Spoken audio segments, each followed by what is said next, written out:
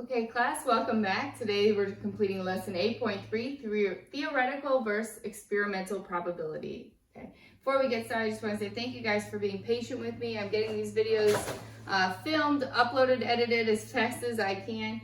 Hopefully I get better at it. But this weekend I hope to get a lot of videos done so that I can get them up before the day of to help you guys out. So let's get started.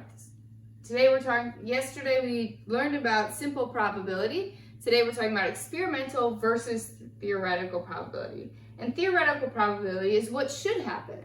So for example, if I flip a coin, if I want to flip tails on a coin, okay, theoretically that should happen 1 out of 2 times, right? Because you have one favorable outcome out of 2 sample choices, which is what we learned yesterday, that simple probability. So theoretically, if I flip the coin, I have a 50-50 chance of landing on tails, 1 out of 2. Okay. The experimental is what actually happens. So if I flip that coin, say 10 times, and 6 of the times it lands on tails. So it lands on tails 6 times out of a total of 10 flips. We can simplify this fraction to be 3/5. But notice, do they match? And the answer is no. Because what happens in real life doesn't always match what theoretically should occur. And so that is going to be the difference of the experimental versus theoretical probability that we're talking about today. Let's take a look at this example. I've put up a frequency chart of rolling a dice. So I've rolled the dice a whole bunch of times, and this is the results. So the top row is the possible results. You can land on a 1, 2, 3, 4, 5, or 6. And the bottom is called the frequency. That's how many times I did land on each number, okay? When we are doing an experiment like this, every time I roll the dice, it's called a trial, okay? A trial within that experiment. So we're going to be talking about the theoretical, which defined theoretical probability is the same as the simple probability that we learned yesterday. It's the number of favorable outcomes divided by the sample space. And remember, the sample space is your total number of options. And versus the experimental probability, which is going to be the number of times that it actually occurred divided by the total trials. Okay, so let's get started. I want to find first, I have 2 columns here, T for theoretical probability and E for experimental probability. So then at the end, we can compare those values. So let's find the theoretical probability of landing on an odd number, okay? Remember, theoretical is my number of favorable outcomes. So when I'm rolling a dice, how many odd numbers are there? Well, there's the number 1, the number 3, and the number 5. So my favorable outcomes is going to be 3 out of my sample space, which is my total number of options, which is 1, 2, 3, 4, 5, and 6 out of 6. So my theoretical probability, I can simplify that to be 1 out of 2, 1/2, okay? Now for experimental probability, it's going to be a little bit different. I want to know how many times did this actually occur, okay? So how many times did I land on a 12? I land on a 1, 12 times. Plus, how many times did I land on a 3? 6 times. Plus, how many times did I land on 5? 5 times. And I want to divide that, the denominator is going to be the total number of trials. How could I find the total number of trials? You need to add up all of the frequencies. So if you add up all of the frequencies, how many times I landed on each number, you will find the total number of trials that occurred. If you add all these numbers up, you'll get the value of 60. So I want to put 60 as my denominator, okay? Now I can simplify. 12 plus 6 is 18, plus 5 is 23. So this is 23 out of 60 times. Okay. Now I think it's easier to compare if we convert these into percents. So 1/2, 1 divided by 2 is 5/10. Multiply by 100 to get your percent. So this is going to be 50%. Okay. So in order to go from a fraction to a decimal, remember you need to divide.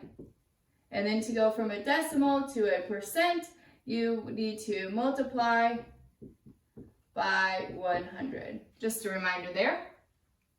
And so now on this side, I can divide 23 divided by 60 and multiply by 100 and get 38.3 bar percent. okay, 38.3 bar percent. So notice that these values are not the same because like we said earlier, what happens in real life doesn't always match what theoretically should happen, okay? Let's do another example. Let's look at the probability of a 1 or a 4. So I have two options. I have 1 or 4. So my favorable outcomes, I only have 2 of them, 1 or 4, out of my sample space, which is going to be 6 values, okay? 6 can be simplified to 1/3. And as a fraction, as a percent, that is going to be 33.3 bar percent, okay? Now let's look at the experimental probability. How many times did I actually land on a 1? Look at the frequency chart, 12 times. Plus, how many times did I actually land on a 4? 13 times, okay? Over 60 is my total trials. So that number total trials, once you have a frequency chart, that value is not going to change, okay? 12 plus 13 is 15 over 60, okay? You can divide in order to get this percent, which is 25%. Okay. Again, they do not match. I expected it to happen a third of the time, 33% of the time.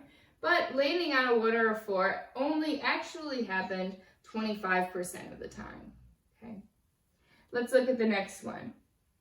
The probability of a number that is greater than or equal to 2. Greater than or equal to 2. So be very careful here. Can 2 be included? Yes, because it says greater than or equal to. So how many numbers satisfy that requirement? 5 of them, all the numbers except for 1. So that would be 5 out of 6, okay? 5 out of 6, you can convert that to be a percent, which is 83 and a third percent, 83.3 bar percent. Okay? And experimental probability, how many times did this actually happen? Okay, well, we can add them all up. A 2 occurred 9 times, plus 6, plus 13, plus 5, plus 15. Okay, right? We're interested in all these frequencies here that happened that are 2 or greater. Okay, and so I can divide that by 60. Okay, the sum of all of these numbers is going to be 48 out of 60, which then we can divide and get 80%. Okay, 80%. So notice here, are these values matching? And the answer is no. So we discussed that what actually happens in real life doesn't always match what theoretically should happen. Okay, and I have another question. How could the experiment results get closer to the theoretical results? So I'd like for you to leave that. That's your extra credit question. Sometimes I'm going to pop those in the videos.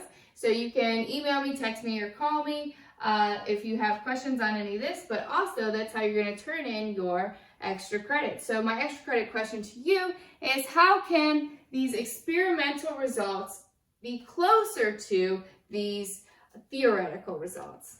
So I have one last question. Out of 100 rolls, how many times would you expect to roll a 3? So let's first talk about theoretically, okay? Out of 100 rolls, how many times would you expect to roll a 3? So to roll a 3, we expect it 1 out of 6 times, right? And so 1 out of 6, you can use your calculator. Well, okay.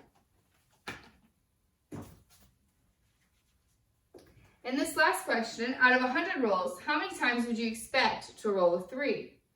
Well, I would roll a 3 1 out of 6 times theoretically.